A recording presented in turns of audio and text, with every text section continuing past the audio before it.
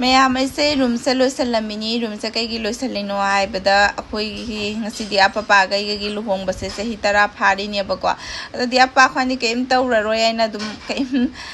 sinjadre abada parismita midulina hoina yadana cake kakkani aina moibani na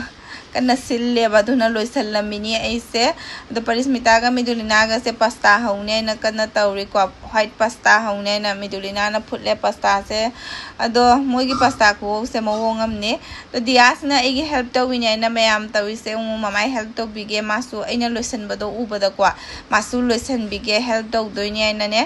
leiriba pochai singja loi puthore puthora asibu perfume dagi kai dagi amuk mana thammini loisalini aina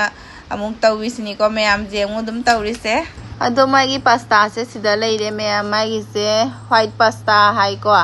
ase dias na saga dum hai leirba midulina sida ado masidi thongbire mana si se cheese ka hapaga butter ka hapaga sangom ka hapa yam thongi khangde mai se tawise mama loisan bada ko lipstick ko tairak tana tawrise jengu do ma hana pizza bire ko adi ma saning bana loire ubaga ina ma hana pizza thoye mayam atai di punna ko na chara se na sana dareba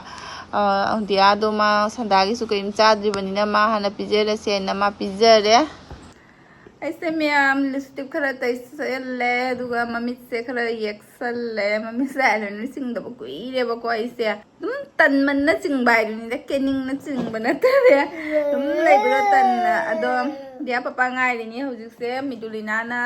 pasta हौना दिया गा मागा दि चाबु चाखरे को चाकला मेना जुमदा लेरगदि को nga ma'am मम्मा ना ते पापा ना हाली पकिला कोई बच्चे से पहले मम्मा ने मान दी ते मी पुर मंगना ले लागा ने ध्यान देगा ने नंदी ले मम्मा से मान लीबा मनाई भाई नि दुई मान दुई दि जारे को मम्मा दो अदो के दौरी अखोइसे दुम जुमदा लैबा तारगदि को मैम दुम मामीना एउक्ता लाई हेरुका कटपीरगा अदुगैगी दुम हाइदि nga ahawba ma leiraga dum akhoi punna chaiyaba ko chiche ga ibai ga su dum lai ayamba matamda adudo dugoigi dum nungthang da mapan da dum dia papa ga my friend amani ka kai dum thokba dumaina su oyaba ko dum marak ta ado sahi amani dagi di ko dum tawraktre ba anniversary ga se ama bau kai no haidi manas ga leiba matang oire aina yumda leiba matang oi ba do di papa lai ki da matang do 1 year pha da ba dumai dum tawna ko खागुइरे anniversary बु तवरक्ट्री से कइगिनो ने अरुना दुम हाइदि exam की जरी न ते exam हलाउली दिसि पार्टी लावनी अदो जारे ला अदो दुम हाइदि दुमाइना दुम चही अहुम मुक सुरे बको अम भौ तवरक्ट्री से दुम कैनो तवरगा अदो हंदक सुदुम खंगद के हाइदन हंदक सुदि पुरा सही तरा कंप्लीट ओरी ने बको अदो दुम द मामी होसु लैत्रे अखोइ तसु कै दउनी तन ऐसे केम तौदरे बको तौरा रोय ने दिया पास न बुदि मा कदाइ नुम थौ सी चारु सी दुमाइना हाइ बत ऐना मु मा थि दउनो बा मम्मा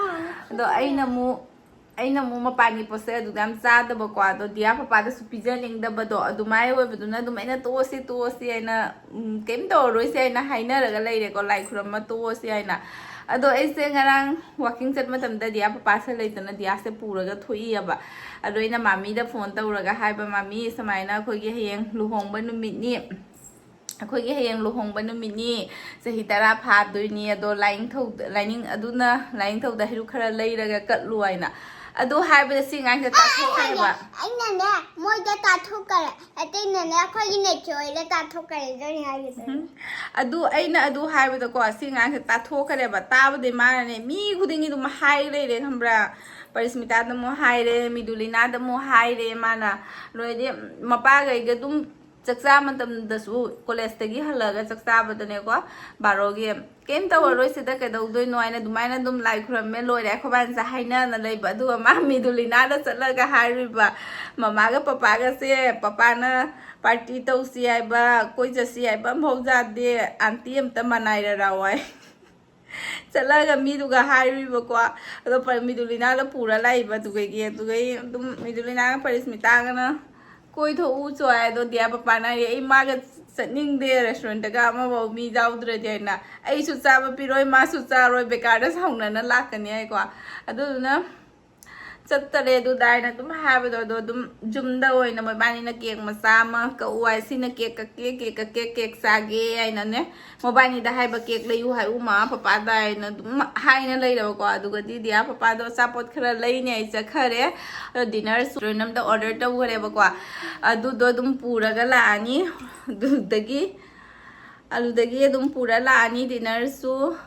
दो केक तो पुरक्तोरा पुरोइदोरा खंगदेसगदि पुरोइना याम कन्ना हाइगी को दुमाइना तुम पितकना मच्चा मखक तौरे केक तमकअगा तुम लोइसलगे अचापोट खरा गाइना खना ना कमाई चही तरा से चखरीनो खंगौदे मैम चही तरा काय है जामुरा मतमनेबा कमाई चखरीनो खंगौदरे दो जंग मिना से तुम मैम दिया पपा लागम कमाई तौबाय दो ताबसे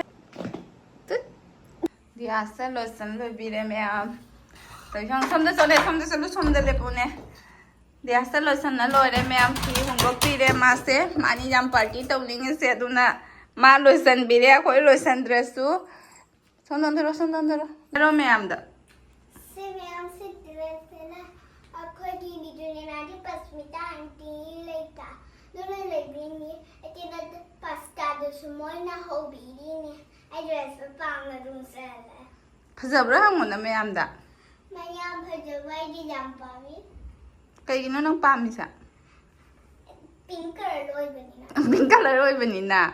ओ पिंक कलर ओइ ददी भजता दो उरु लेरा जेंग हलोने मैम दा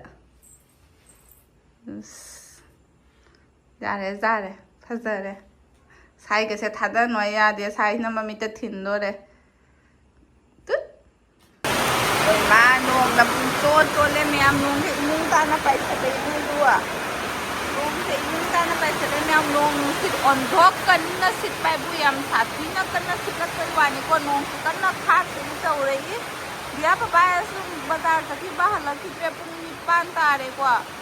नसाय मा चलम दा माइना नोंग के सिम लाकेबा नोंग सुगदबो का मोंग मान दे दोक्ता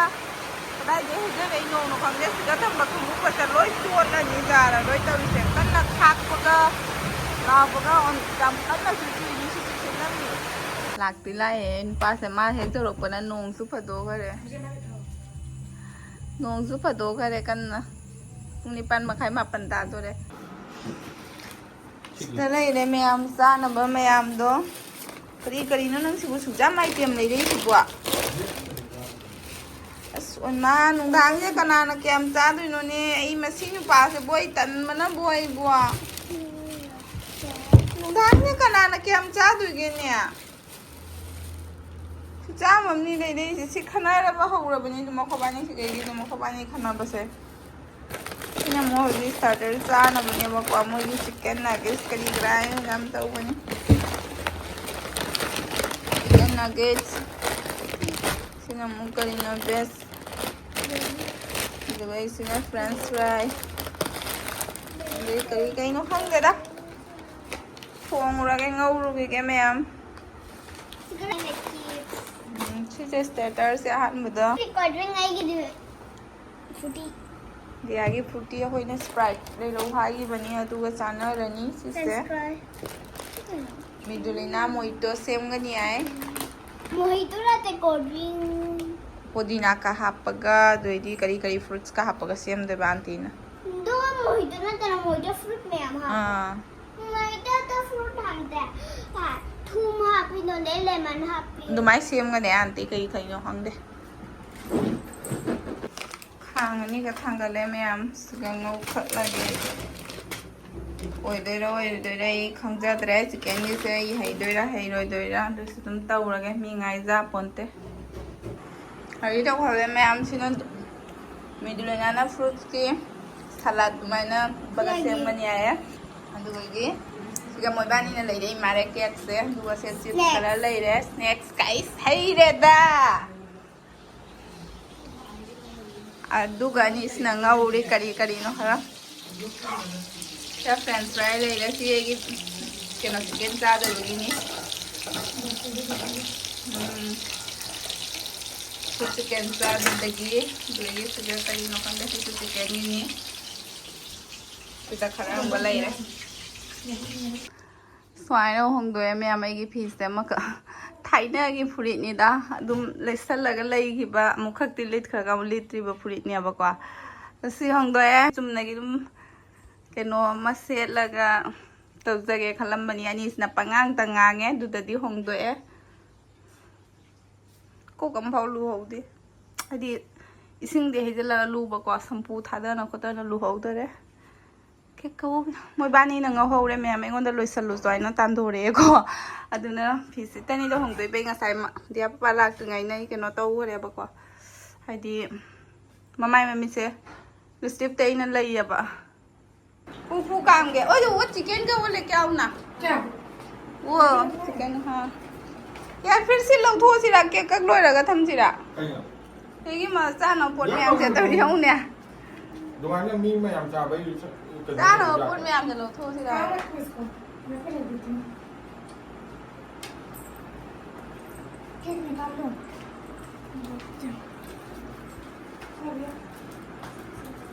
Saudi. no साउदी वाला क्या मैंने ये हटा दो क्या ha ये हटा दो क्या हटा दो ऐसे ऐसे टेबल खाली थी मैंने इसलिए रखा स्किन दो समोरो स्टैंड वही था मसियारा पूरा से पूरा ध्यान दो वाह बहुत सुंदर है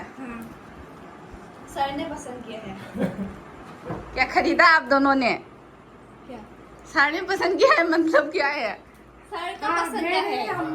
हम दोनों की तरफ से वही आप दोनों तो। के लिए हैप्पी एनिवर्सरी आप इस तरफ जाओ मैं वीडियो कर देती हूँ यहाँ पे स्टैंड पे रखते हैं हाँ स्टैंड कर दो कुछ प्लान के लिए इसमें आप दोनों के ही है थैंक यू क्या है सर सबको सर वो यहाँ पे गैस लाइट होगा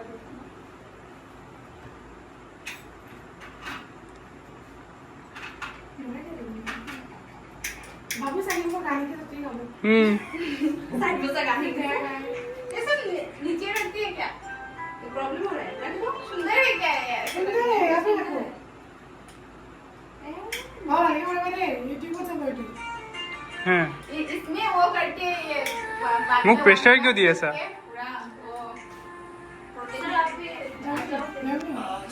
जल्दी देखो क्या हाँ हाँ सर ओ कॉपीराइट आ जाएगा ये बंद करना पड़ेगा इधर देखो बता दो मेरा बाल ठीक से आ रही है कि नहीं बाल धोया भी नहीं यार मैंने इधर देखो दिया इधर देखो तुम्हारा सिर्फ केक की तरफ ही ध्यान है सर हैप्पी एनिवर्सरी आपने लिया यार यार भी पकड़ के नहीं रहा है ये कभी देगा मुझे सर ने दिया है थैंक यू कभी दिया नहीं मैं दुकान का है वो मैंने बताया सर ने तो दिया है हाँ आपने पापा को क्या तुमने कुछ भी नहीं काटो काटो काटो काटो पकड़ा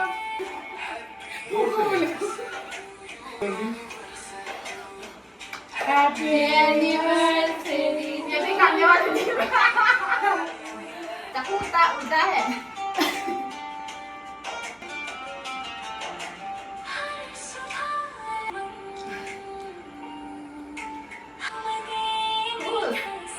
हो गया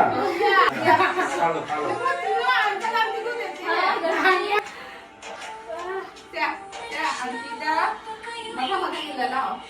वो कुछ से बोले हो गया ना मैम वीडियो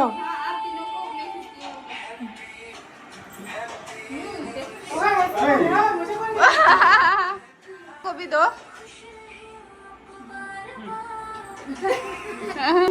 कैम चानी ना हाँ ऐसी ऑन करती है टेस्टी है क्या ये लाइक नंग लगी रहा यस माय चॉइस कहाँ से खरीदा 7 19 इयर्स मेरे साथ रहा कभी ये नहीं दिया हाँ अच्छा लगा मुझे बहुत पसंद है फ्लावर तुमने क्या बोला तो ये मैंने तुमने क्या बाहर आँख खुली है ना मैं तुम रहने मैं जब वाजर ये बा फोटो लोग भी निकलना Sila yung sana may amnya nga wala wasi ko may am pamjay yo. Nay magpani-pani ba? Mayam lang na baga kariga mobile sa charge ta hodra ba battery su pura down hoina leirame ko aduna block sei low hodre khoi se pung 13 mung ta dore ko sana bada ado loine inge ba order tawraga porak po chei sing do aduna midulina na sahal lini hojik se asmaina dum lo sale mayam piktak na taw na dum